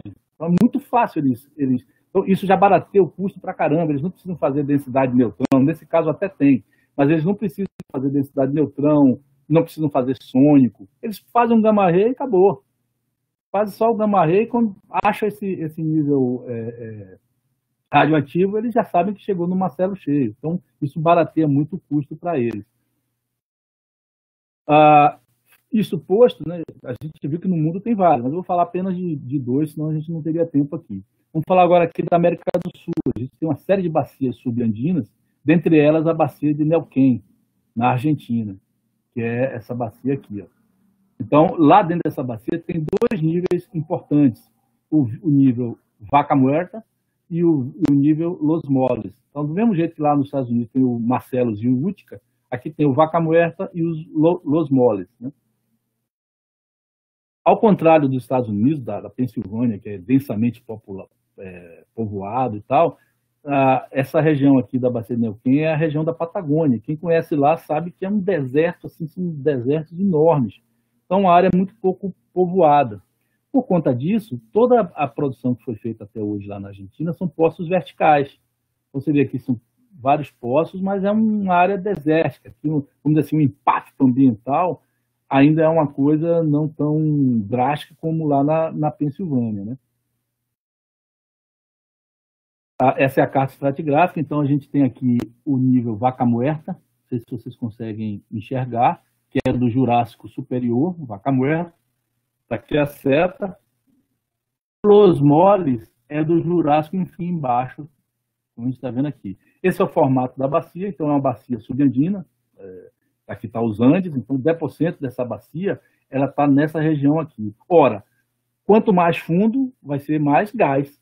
Quanto mais raso, mais óleo, chegando até o imaturo. Então é muito fácil você zonear a bacia. Tem aqui, ó, os campos de óleo e gás, são esses roxinhos aqui, e os campos de gás seco, aqui esse vermelho aqui. Então o cara consegue ver que o sweet spot principal deles para shale gas é aqui. Se o objetivo for convencionais, todas as acumulações convencionais estão por aqui assim, em volta. Aqui está seu shale bem marcadinho. E aqui na seção a gente consegue ver que é uma bacia que tem um depósito para esse lado esquerdo aqui, que é para o oeste, e a gente vê aqui que aqui está a janela de geração aqui o limite, né, janela de geração de gás, limite de geração de óleo. Então, se você está procurando gás, é esse lado de cá. Se você está procurando óleo, é do lado de cá. Ou seja, o óleo fica acima do gás. Isso é completamente diferente do convencional, né? Quando a gente tem uma reservatório convencional, uma acumulação convencional, se a gente tiver gás, ele vai estar em cima. Então, você tem uma capa de gás, você tem o óleo e você tem a água. Aqui, não. Aqui você pode ter o óleo em cima da água, o óleo em cima do gás e a água em cima do óleo, trapeando esse óleo. Então, você vê que o conceito de não convencional é muito importante e a gente pode discutir isso em outra oportunidade com outros exemplos, né? Então, essa bacia de Neuquén é muito bem conhecida, é fundamental para um estudo do shale oil, shale gas, você tem que entender a sua bacia de uma forma regional e de uma forma de detalhe. Então, você vê aqui, eles têm mapas de espessura, então as maiores espessuras aqui, 450 metros, 500 metros, é essa zona aqui, cuja maturação maior está aqui para gás, ó, o verde é óleo, então aqui é a geração de óleo, e aqui o vermelho, geração de gás. Então, está aqui o gás, seu gás está aqui, as maiores espessuras estão aqui, o gás está aqui. Aqui a razão gás-óleo, ou seja, quanto tem de gás, quanto tem de óleo. Então, você tem aqui 20 mil metros cúbicos por metro cúbico. Então, você tem 20 mil metros cúbicos de gás para 1 metro cúbico de óleo. Então, quanto maior a sua razão gás-óleo, mais gás você tem. E a taxa de transformação. Então, nessa região aqui, ó, 100% da matéria orgânica foi transformada para gás. Então, com base nesse conceito, fica muito mais fácil você dar suas locações. Veja que a sísmica praticamente não entrou aí, né? O dado sísmico não tem a mesma, não diria importância, mas não tem o mesmo valor, né, assim, exploratório para esse estudo. Porque a gente está, talvez aqui uma gravimetria, uma magnetometria, métodos potenciais para você identificar esses depósitos, né? E isso não é coisa de menino. A gente pode pensar, pô, mas esse negócio é acadêmico, é coisa de sonho, é para o futuro. Não. Isso é coisa atual, estão explorando, tanto nos Estados Unidos como na Argentina, na China, em outros lugares. Então, a gente vê a Shell, Petrobras estava lá, né? Tem a ExxonMobil. Então, não são empresas pequenas só. Você tem empresas grandes que estão investindo nesse tipo de acumulação. Como eu falei, o break-even desse tipo de acumulação, por conta da necessidade de muitos poços e de operações especiais, como o fraturamento hidráulico intensivo, esse óleo é mais caro do que um óleo convencional, ou o gás mais caro do que um gás convencional. Então, qualquer oscilação negativa do óleo, do preço do barril, negativo no sentido de menor, não de ficar negativo, mas qualquer oscilação para baixo pode inviabilizar um projeto. E aí a empresa sai e fecha, quando o nível do óleo, o preço do óleo subir, ela volta, né? Então, esse é o princípio. Da mesma forma que lá esse losango laranja aqui, ó. Então você vê que ele é tudo menos um folhelho. Então não dá para dizer folhelho vaca muerta. Folhelho gás de folhelho vaca muerta. Não é, porque não é um folhelho. Então é uma composição mineral que propicia o brittle, né, a fratura, o fraturamento. E aqui ele é muito dúctil, ele não fratura. Então você vê que o vaca muerta está muito parecido com os outros que existem por aí, né? Note que esse losango, esse triângulo, desculpe, está inverso a esse, né? A teoria de argila está lá de cá os silicatos que estão aqui, desse lado de cá. Então, de um modo geral, eles têm que ter uma composição bem proporcional, né? Assim, com uma certa proporção entre esses elementos. E, por que pareça, o que tem menos é justamente o folhelho. É difícil a gente chamar de folhelho. Aqui alguns dados lá do vaca muerta, então tem teor de quartzo de 12 a 42, teor de carbonato de 32 a 77, teor de argila de 8 a 26. Mais uma vez, eu volto a dizer que isso não é um folhelho, né? e está dentro de uma janela de geração, está aqui a frequência vitrinita de 0,8 a 1,2, então coloca ele numa janela de geração que tanto você fabrica óleo, gera óleo, como gera gás, com teores de 5% aí de matéria orgânica, né? Espessura de 150 a 180 metros. Então, é um nível bem interessante, que, segundo essa agência de energia americana, coloca a Argentina em terceiro lugar no mundo. Então, primeiro é China, segundo Estados Unidos, terceiro é Argentina, e o Brasil está em quinto. Então, pô, cadê esse shale oil, esse shale gas, se a gente é o quinto colocado no mundo? Tem alguma coisa que está meio estranha, né? Então, vamos ver como é que está esse potencial brasileiro. Deixa eu dar um gole aqui na água.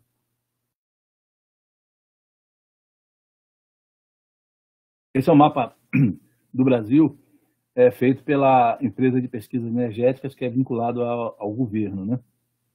Então, a gente vê o seguinte, aqui estão as principais bacias sedimentares brasileiras, e nesse quadrado aqui a gente vê óleo de folhelho, a gente já sabe que esse nome não está correto, óleo de folhelho, que é esse achurado em azul, né? Esse achurado em azul seria o óleo de folhelho. O amarelo seria o gás de folhelho, né? Então seria o nosso shale gas e aqui o nosso shale oil. Os outros eu não vou entrar no detalhe agora. Então veja, por exemplo, que as bacias do Amazonas, Solimões, Amazonas, a bacia do Paraná, bacia do Parecis, bacia do Parnaíba, bacia do Recôncavo, elas são fortes candidatas, né, segundo essa publicação, a ter tanto o shale oil como o shale gas. Aí, qual é o critério que se usa para isso? Bom, primeiro, onde é que está o shale oil ou o shale gas? Nos depocentros. É nos depocentros da bacia onde estão as suas rochas geradoras, não é verdade? Então, a localização dos depocentros é a base para você dizer onde é que está o seu potencial para shale oil e shale gas. Claro que podem ter situações locais, grabens, depocentros locais que podem também distribuir isso, mas de uma maneira geral são os depocentros das bacias. Então, e aí eles passam uma linha imaginária dizendo, ó, a partir de... E outra coisa, se é shale gas, é a partir de quanto? A partir de 3 quilômetros. Então, eles pegam uma profundidade abaixo de 3 quilômetros no depocentro, contornam isso, então toda essa área aqui tem potencial para shale gas. Mas a gente sabe que, na verdade, existem os sweet spots, existem dentro dessa área maior, você tem áreas menores que ali sim são os seus sweet spots, né? Então, toda essa área na bacia de Solimões, toda essa área na bacia do Amazonas, a bacia do Parnaíba quase toda é propícia para shale gas, a Paraná nem se fala, e o shale oil a gente tem aqui no depocentro aqui da bacia do Parnaíba, tem um potencial para shale oil, mas é uma especulação, né? Isso aqui é uma coisa bem especulativa, né? Não existe um estudo, vamos dizer, sério assim, contínuo para identificar essas regiões. Então, a bacia do Amazonas, que é uma bacia intracratônica, então, como todas as bacias intracratônicas, elas tendem a ser rasa, com um formato assim, mais elipsoidal e com forma de pires, né, que as pessoas falam. Então, mas são bacias muito grandes. Então, essa bacia do Amazonas tem gás lá, tem poços com gás, tem campos com gás já aprovado, né? Então, há uma geração de gás. Então, nesse caso lá, o sistema petrolífero que hoje já conhecido é o Barreirinha Curiri, Barreirinha Monte Alegre e Barreirinha Nova Olinda, ou seja, a rocha geradora é a Barreirinha, e aqui são os reservatórios convencionais. Então, o óleo sai daqui, o gás sai daqui e vai para esses reservatórios arenosos. A formação Barreirinha é de idade devoniana, muito similar àquela lá do Marcelos, a mesma idade, mas é uma bacia que não é muito profunda. Então, a geração por soterramento, por exemplo, por aumento da profundidade através do soterramento, ela é controversa nessa bacia. Então, ela precisa de um outro elemento, que são as intrusões ígneas. Então, essas intrusões, vamos imaginar uma rocha imatura, ela vai estar em torno de 50 graus, 40, 50 graus. Aí chega uma intrusão com 1000 graus. Então, no contato, naquela região do contato, que é difícil estabelecer qual é essa dimensão, até onde é influenciado, essa rocha é literalmente cozinhada. Então, a matéria orgânica que ela estava sólida, ela passa imediatamente para gás. Então, entra mais um elemento não convencional na parada. Então, as bacias paleozoicas, tanto aqui a do Amazonas, como a do Parnaíba, tem essa característica de ter as intrusões para gerar. No caso da Parnaíba, a formação pimenteiras. O sistema convencional aqui é o pimenteiras cabeças e o pimenteira poti cabeças, né? A pimenteiras tem idade devoniana também, então isso parece ter um apelo, né? A idade da rocha, né? Nesse mapa geológico aqui está a formação pimenteiras aflorando e o depocentro está aqui. Não é à toa que os blocos aqui exploratórios, ó, estão todos nessa região mais profunda. Então, a geração de gás dessa bacia, e tem gás, tem lá o Parque dos Gaviões, né, onde está sendo explorado o gás, é nessa região aqui. Porque aqui é onde a formação Pimenteiras conseguiu entrar na janela de geração de gás. Mas, do mesmo jeito que aconteceu lá na Barreirinha, na formação Barreirinha na bacia do Amazonas, aqui também a profundidade não é muito grande. Você vê que aqui em torno de 2.000 metros. A formação Pimenteiras é essa aqui, do Devoniano, essa verde. Então, ela não atingiu a janela de geração de óleo, que dirá de gás. Mas tem gás na bacia, esse é o fato. Então, o modelo proposto para a bacia do Parnaíba também é o de intrusões. É cheio de intrusões lá, de soleiras e diques, soleiras e diques. E esse é o modelo proposto pelo professor René Rodrigues, né, que mostra que quanto mais você vai se afastando da soleira, vai diminuindo a metagênese, né? Então, você pode ter aqui uma formação de gás imediata, que é a reflectância de vitrinita 4, 3, 2, à medida que você vai se afastando. Então, o que é que isso tem impacto? É que as dimensões não são tão grandes. A gente lembra lá daquela bacia lá do Marcelos, é uma coisa enorme, vai do Rio a Salvador.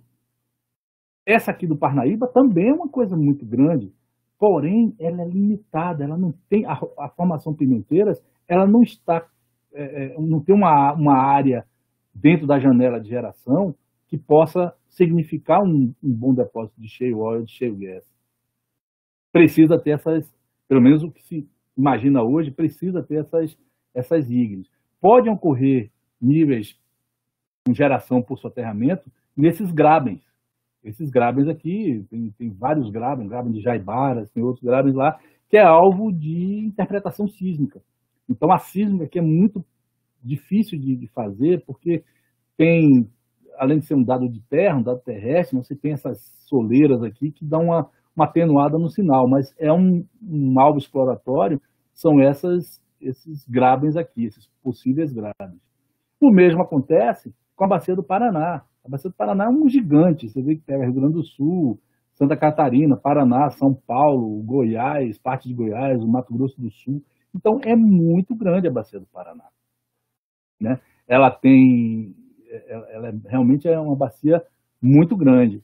E ela tem alguns níveis bem conhecidos. Tem a formação Irati, por exemplo, que tem picos de 23% de cote.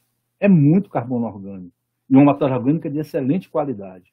Porém, até onde se sabe, onde a gente consegue os poços perfurados e afloramentos, ela está imatura.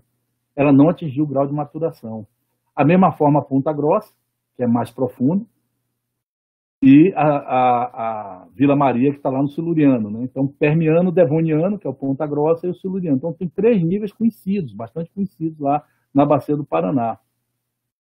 Porém, do mesmo jeito, apesar de que a Bacia do Paraná é mais profunda, você vê que provavelmente em algum lugar atingiu a janela de geração de gás e de óleo, né? Inclusive, tem poços, tem campos, acho que tem um campo, 1 ou 2 campos de óleo e tem campos de gás também, lá na Bacia do Paraná. Mas o que é que acontece com a Bacia do Paraná? A exploração dela, aqui a formação Irati, estaria aqui nesse verde, então provavelmente, você vê aqui nesse caso aqui, ela atingiu 3, 4 quilômetros, então provavelmente ela vai estar gerando gás aqui. Já a formação Ponta Grossa é essa esse alaranjado aqui, né? Essa cor aqui. Mas qual é o problema da Bacia do Paraná? Lá tem um derrame basáltico, que é o derrame Serra Geral, que simplesmente, na prática, meio que impossibilita a visualização sísmica, porque, como ele é muito espesso, ele atenua completamente a energia, então aqui embaixo fica parecendo uma televisão fora do ar. Você não vê quase nada. Então a exploração aqui é muito difícil, muito complicada, mas tem um grande potencial realmente. Mas, de novo, não é a bacia toda. Então os caras botaram lá quase que a bacia toda como tendo potencial. Mas se a gente olhar nesse mapa aqui, ó, a reflectância de vitrícios baseada em poços, o vermelho está aqui, ou seja, o RO acima de 1,35, ou seja, entrando na janela de gás, e o RO de 0,6 a 1,35, esse laranja aqui, que é a janela de óleo. Então, daquela bacia toda, a gente pode dizer que uma área potencial é essa aqui. Não é à toa que está aqui os blocos exploratórios em cima dessa região. Tá? Essa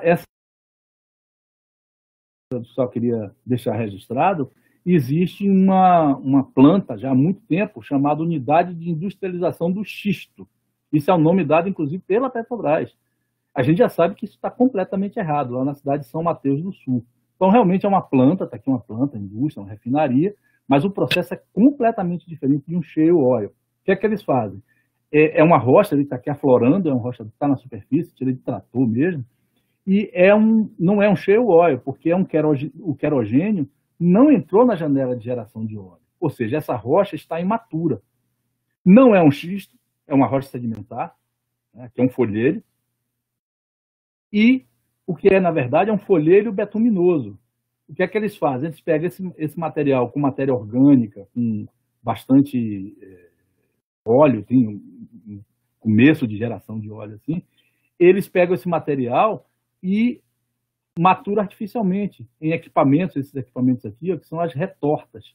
É um processo chamado de retorta, que ele aquece, ou seja, faz a geração artificial e aí gera petróleo. É claro que tem um consumo de energia muito grande, e isso faz com que o preço de produção seja muito alto, e isso inviabiliza o processo, até onde eu sei. Né? Mas está lá, é uma planta, a cidade vive ao redor dessa planta. Né? Bom, gente, era isso em termos de shale oil e shale gas. A gente tem uma bibliografia aí.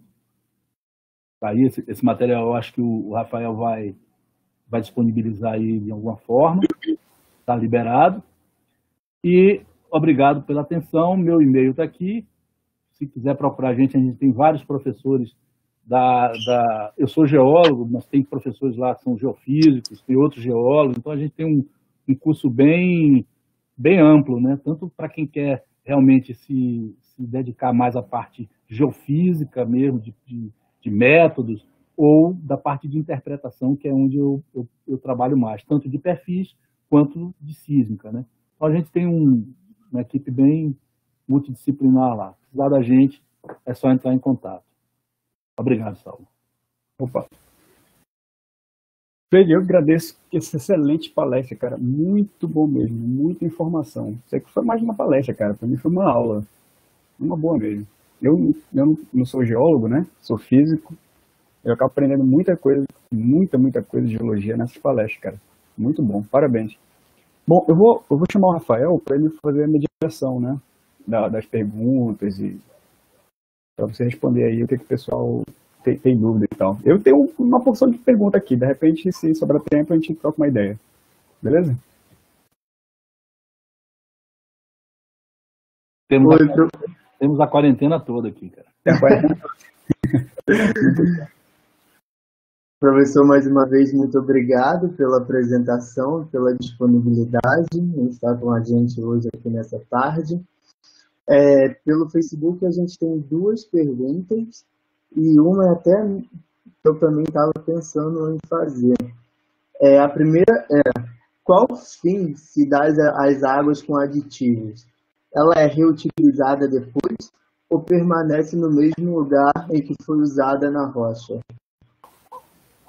Não, elas são, essa água, como eu falei, essa água com aditivos, ela é injetada no poço e com a produção ela volta. Ao voltar, A gente viu num certo slide lá, tinha um monte. Vocês estão me vendo ou não? A gente só está escutando. Vou botar aqui. A gente viu que tinha um monte de caminhões, então parte daqueles caminhões está ali para receber a água de volta. Essa água vai para uma usina, né? Tipo uma usina assim, aí faz uma limpeza dessa água, geram resíduos e essa água é reaproveitada. Porém, há perdas e tem que ser um processo muito bem feito. Sim. Ela não é reinjetada em algum lugar, ela é reaproveitada para a indústria, é isso? Não, ela é reinjetada em outro poço. Então, ela sai de um poço, vai para uma usina de tratamento, ela volta, né, o poço joga para fora de novo, aí ela vai para uma usina de tratamento, lá eles tiram os sólidos, que ela vem cheia, ela entra com os aditivos e volta com material, inclusive, sedimentos, né, pedaço de rocha, pedaço de grão e tudo mais.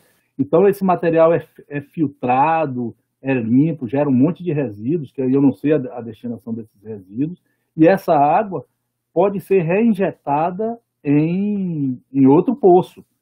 Então, de forma que você tem, por isso que eu digo, tem que ser uma coisa muito bem feita e controlada, porque, como eu falei, a parte dos aquíferos é muito atingida. Então, se você puder economizar a água, reutilizar a água, o máximo que você possa, é fundamental, né? Perfeito, professor. Tem mais uma pergunta aqui. Como o senhor vê o futuro dos reservatórios não convencionais no Brasil? Quais as possibilidades das empresas ou do povo começarem a olhar nessa direção? Eu falei até essa expressão na hora da palestra, né? A terra de cego, quem tem olho é rei. Hoje a gente tem um pré-sal, que é um volume absurdo de óleo, e dificilmente você vai se enveredar num mundo onde você tem um pré-sal, então você tem óleo à vontade para você tirar. O gás também tem muito sal no pré-sal, tem muito sal convencional em outras bacias. Então, hoje eu vejo a questão do shale oil, shale gas no Brasil como uma questão estratégica. Como nos Estados Unidos, a gente viu aquele gráfico que quando teve a crise de 2008, eles aí abriram as torneiras deles. Eles, peraí, assim, tá caro, então eu vou botar óleo aqui. Então, eles têm isso lá guardado, tinham isso guardado já há muitos anos. Então, eu acho que a gente deve, por exemplo, a Bacia do Paraná está proibido fazer, a promotoria lá, os juízes, eles proibiram a exploração de shale gas lá na Bacia do Paraná. Nem a exploração pode fazer. Aí depois até disseram, pode fazer a exploração, mas aí a empresa vai dizer, quer dizer que eu vou fazer sísmica, eu vou fazer isso, fazer aquilo, aí não posso tirar? Aí ninguém foi, né? Então eu acho que do ponto de vista estratégico, eu vejo o futuro. Mas do ponto de vista econômico, imediato eu falo de muitos anos mesmo, eu não vejo muita possibilidade não, principalmente pela questão ambiental. A gente viu que tem a parte da superfície é muito complexa, né? Tem que ter um controle muito grande. Eu não sei se uma empresa de porte pequeno vai ter esse critério todo como uma empresa grande, né? Isso tudo é custo. Então, essa pelo menos é a minha opinião hoje, né? Mas saber onde tem e quanto tem, eu acho que é fundamental para uma nação, né? Você saber o bem que você tem ali dentro. Sim. Eu não sei, eu posso estar muito errado. A Eneva, por exemplo, eu acho que ela tem umas pesquisas na bacia do Amazonas e Solimões sobre isso, não é? Rafael que está falando. Rafael, é o seguinte, eu não estou conseguindo ligar minha câmera, tá, cara? Então eu vou deixar como estava mesmo. Saiu a apresentação, cara? Não, continua, tá? Obrigado pela atenção. Eu aqui não estou vendo, então, a apresentação, não estou vendo mais nada, só está tudo preto aqui na minha tela. Eu não vejo Nem a apresentação, nem a mim mesmo. Ué, Sumiu a apresentação aqui para mim. Deixa eu ver aqui. Sumiu para mim a apresentação. deixa eu ver se eu falar, consigo ir deixa eu falar. colocando. Tá, não tem problema não. Mas, qual foi a pergunta mesmo, cara? É porque eu vejo um pouco que a Eneva tem algumas pesquisas sim. na bacia do Amazonas e Solimões. Ela estaria tentando explorar shale gas e shale oil lá? Essas informações são confidenciais das empresas, elas não ficam divulgando isso assim, né, para todo mundo. Mas aí é uma impressão minha, eu acho que não. Eu acho que eles estão olhando mais a parte de arenitos mesmo, convencionais. Então lá tem os arenitos que já são conhecidos reservatórios. Lá na Bacia do Parnaíba, eu sei que eles exploram gás natural, tem o Parque dos Gaviões lá, que é uma série de campos, tem o Gavião Real, Gavião Azul, Gavião Vermelho, que tem uma produção muito bacana, e mais do que isso, eles não produzem gás, e esse gás vai viajar por gasoduto, é todo consumido ali mesmo, porque tem as termoelétricas. Então, eu acho que eles estão mais para gás convencional. É claro que existem trabalhos, né? Eles próprios já fizeram trabalhos onde mexe lá com a formação pimenteiras para entender e tal, mas eu não sei se isso é o foco deles. Ah, sim, entendi. Obrigado, professor. Tenho mais algumas perguntas. Prezado professor, estou estudando folheios com potencial gerador de gás da Bacia do São Francisco. E nesse mapa do EPE, que o senhor demonstrou na palestra, consta obter gás em formação fechada.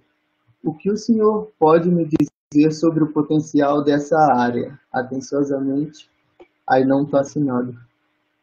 A Bacia do São Francisco, ela é uma bacia de idade proterozoica. Então, a maioria das rochas que estão lá já são metasedimentares. Então, lá é mais não convencional do que a gente possa imaginar. Por quê? Nessa época do proterozoico, não existia a quantidade de matéria orgânica que tem a partir do Cambriano, né? Eram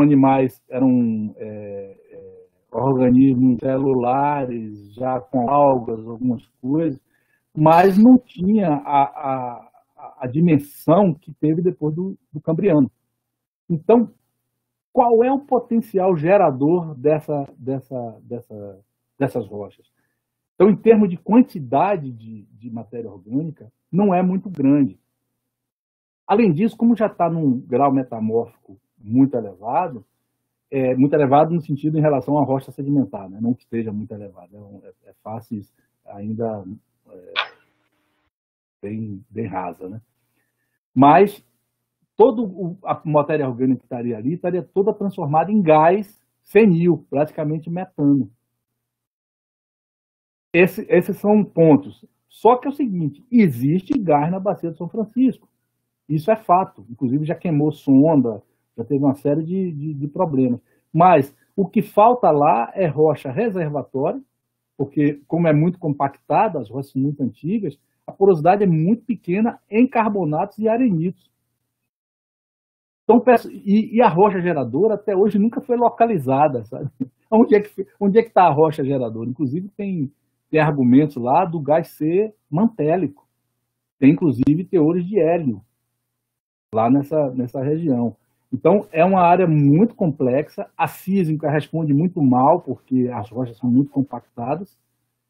Então, é por isso que eles botam como formação fechada, porque não tem o cheio, não sabe onde é o cheio gas, não se sabe onde é a rocha geradora da Bacia de São Francisco. Simplesmente é tão simples assim. Agora, que existe gás, existe. Esse é que é o grande detalhe. Agora, da onde ele vem é um problema. Ah, sim. Agora a gente tem mais 3 perguntas, tudo bem? Pode fazer. Do Pablo, da UFRJ, ele disse: para reservatórios convencionais, os antiformais podem indicar pontos para perfuração de poços. Qual seria o indicativo em reservatórios não convencionais, visto que o óleo fica aprisionado na rocha? Como se trabalham com sweet spots? em relação à taxa de sucesso dos poços? Bom, a primeira pergunta é exatamente o contrário. Enquanto para os convencionais você está procurando nos altos, as acumulações que estão nos altos, no não convencional você vai procurar os depocentros. Esse é um dos critérios, né? Eu até mostrei aquele mapa lá da FE. Então, onde você tem os seus depocentros, é onde você vai estar lá as suas rochas geradoras, seus potenciais shale oil ou shale gas, a depender da profundidade que esteja. Então, a primeira coisa que você vai procurar são os depocentros das bacias. A outra pergunta eu não entendi bem, cara. Ele disse como se trabalham com os sweet spots em relação à taxa de sucesso dos poços. Eu não entendi muito bem essa pergunta, mas talvez o que ele esteja perguntando é as perfurações que são dadas e as que são dentro de sweet spots e as que não são dentro de sweet spots. Cara, você vê o seguinte, você tem que furar muitos poços. Veja que é muito difícil você identificar um sweet spot na sísmica, muito difícil. Então, o que é que você precisa fazer? Poço. Por isso que faz milhares de poços. Então, eles vão achando, vão produzindo, vão achando, vão produzindo. Parou de achar aqui, opa, não vou mais para esse lado, não. É meio que tentativa e erro, cara. E conhecimento da bacia. Não sei se foi essa pergunta que ele fez, não sei se eu respondi satisfatoriamente. Tudo bem. Agora do Bernardo Peluso, da UF. No caso das bacias menos profundas, a sísmica teria um papel mais relevante devido à busca das intrusões ígneas. Aí no caso das bacias brasileiras, que possuem artefatos que dificultam o imaginamento sísmico, qual seria o método mais eficiente para o estudo regional delas? Primeiro, identificar essas intrusões, né? Então, tem trabalhos de gravimetria. Lá na UF mesmo, a gente tem um orientando meu que está trabalhando com isso, com a parte de tentar localizar essas intrusões, tanto os diques quanto as soleiras, através de gravimetria e magnetometria. E, em paralelo a isso, realmente melhorar o sinal, aumentar a relação sinal-ruído para melhorar o dado sísmico. O dado sísmico é fundamental, ele é assim, para todas as explorações, né, assim, convencionais e não convencionais que tenham estruturas envolvidas, a sísmica é fundamental. Então, quanto melhor você melhorar, você tornar mais eficaz esse imaginamento sísmico, mais chance de sucesso você vai ter. Agora tem mais uma do Nicolas Estevam. Olá, professor. Sobre a bacia do Parnaíba, o senhor poderia falar um pouco sobre a influência do magmatismo na maturação da rocha geradora? E como seria a análise de reflectância da mitremita na formação de lentilhas? Isso foi mostrado lá num dos slides. Então, quando você tem lá uma rocha geradora, uma rocha, não uma rocha geradora, uma rocha com um conteúdo orgânico alto, se ela não está matura, ela está em torno de 40, 50 graus de temperatura do gradiente geotérmico, com profundidade do que 2 quilômetros. Ou seja, ela está imatura. A maneira de ela atingir um grau de maturidade nessa profundidade é se tiver uma fonte de calor que mature essa rocha, mature essa matéria orgânica. No caso da bacia do Parnaíba e da bacia do Paraná e do Solimões e do Amazonas, você tem as intrusões ígneas, são diques, são os caminhos por onde vem o magma lá do manto, esse magma vem através dos diques, e ao atingir camadas onde ele ache porosidades, ache caminhos fáceis, né, eles viram soleiras, eles viram cios. Esse material que está chegando com 800, 1000 graus de temperatura. E eles estão sendo intundidos numa rocha que está a 40 graus. O choque térmico é muito grande. Então, todo aquele material que está em volta, existe um estudo de um geólogo lá da Petrobras que diz o seguinte, que o halo de interação dessa temperatura é metade da espessura da soleira. Então, se uma soleira tiver 30 metros de espessura, por exemplo, 15 metros para cima e 15 metros para baixo, você estaria numa zona onde propícia para a geração de gás. Mas você vê que é um tamanho pequeno.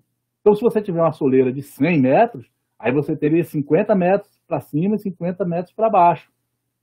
Vai aumentando. Então, quanto maior for a espessura da sua soleira ou a espessura do seu dique, aquele material que está em volta, ele vai atingir uma temperatura muito alta e muito rapidamente.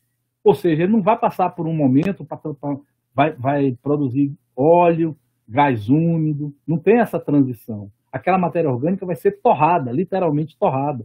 Então ela passa de 40 para, sei lá, 600 graus de uma hora para outra. Ela vira gás. E aquele gás, ele pode ficar retido ali, como ele pode ser expulso. Então, o modelo lá da Bacia do Parnaíba são as trapas, são as próprias ígneas. As próprias ígneas, elas formam umas conchas, né? Eles chamam lá de chapéu de coco. Vai formando umas conchas onde se localizam os principais reservatórios, quando está dentro da formação Poti ou da formação Cabeças. Esse é o modelo que tem lá. Mas entender esse processo de geração é fundamental e é claro que não é um depocentro, entende? É difícil, a localização das soleiras e dos diques é fundamental para o prospecto, para prospectar petróleo na Bacia do Parnaíba. Entendido. Então, a gente fechou agora para perguntas, não se pode mais fazer perguntas devido ao tempo. Eu gostaria de saber se o Saulo tem alguma pergunta, alguma consideração. Não, estou bem. Só mesmo agradecer a participação do professor aí. Muito obrigado, viu, cara? Porra, muito boa mesmo. Palestra muito informativa, cara. Os nossos alunos, eles não têm a geologia do petróleo, né? Eles acabam vendo um pouco disso na geologia do Brasil, onde eles veem as partes de bacias e tal. Mas eu acho muito difícil que eles tenham um assunto em especial dessa parte não convencional, né? Eles têm mais a parte convencional, a parte das bacias petrolíferas offshore e tal. Mas muito bacana, cara. Muito bom mesmo. Muito obrigado por você ter feito essa palestra pra gente aqui, cara. Muito bom mesmo. Pô, eu que agradeço, cara. Eu que agradeço o convite. Estamos lá à disposição. Como eu falei, tem outros professores lá que podem também participar de algum momento aí. Se alguém se interessar por uma parte mais geofísica mesmo, né, de métodos e tal, vou responder algumas perguntas dessas aí. Lá tem professores bem mais capacitados nessa área, né? Eu trabalho mais com a parte da geologia e da interpretação dos dados geofísicos. Eu acredito muito na interação dos dados, né? Dado geofísico, geoquímico, geológico, geomorfológico. Eu acho que as coisas... A Terra é um corpo, né? Um corpo único e quanto mais especialidade você tenha, mais você se distancia do todo, né? Você fica muito específico. Então, eu sou um cara mais generalista, assim, eu prefiro ver a Terra dessa forma. Eu agradeço muito a vocês, cara, pela oportunidade. Espero que tenha sido proveitosa aí para todos. Foi excelente sim. De repente chamar o Rodrigo para uma próxima aí. É uma boa. Estamos aí, cara. Beleza. Muito obrigado, viu? Obrigado aí a vocês. Foi muito boa mesmo, muito obrigado. Pessoal, para quem se inscreveu nas palestras, lembrando que o certificado vai ficar disponível em até 72 horas após a palestra. A gente vai liberar o material, a palestra do professor, pelo e-mail de vocês, então a gente vai enviar o arquivo PowerPoint, então não precisem enviar mensagem para a gente perguntando sobre.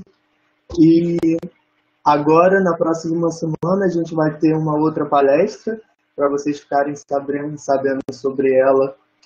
Sigam as nossas redes sociais, o Facebook, como vocês estão assistindo agora ao vivo, e também temos o Instagram, que vamos divulgar por lá. Muito obrigado a todos e uma boa tarde.